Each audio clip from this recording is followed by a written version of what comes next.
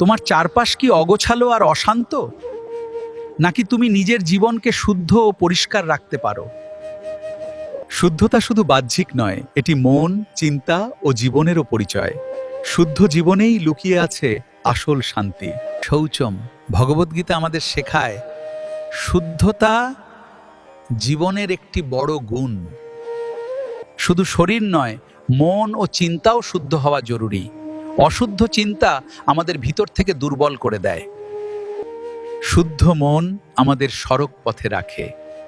পরিষ্কার জীবনযাপন মনকে শান্ত রাখে। অগোছালো পরিবেশ অস্থিরতা বাড়ায়। শুদ্ধতা আমাদের অভ্যাস ও আচরণেও প্রকাশ পায়। সৎ চিন্তা ও ভালো কাজ জীবনকে সুন্দর করে তোলে। শুদ্ধ জীবন আমাদের আত্মবিশ্বাস বাড়ায়। এতে সম্পর্কও পরিষ্কার ও মজবুত হয়। মন পরিষ্কার থাকলে সিদ্ধান্তও সঠিক হয়। শুদ্ধতা আমাদের ভিতরে ইতিবাচক শক্তি আনে। এটি আমাদের ঈশ্বরের কাছাকাছি অনুভব করায়। যে নিজের জীবন শুদ্ধ রাখতে পারে সে ভিতর থেকে শক্তিশালী হয়। এইভাবেই শুদ্ধতাই আমাদের প্রকৃত শক্তি হয়ে ওঠে। শুধু বাইরেটা নয়, নিজের মন আর জীবনকেও পরিষ্কার করো, কারণ শুদ্ধতাই তোমাকে সত্যিকার শক্তি দেবে।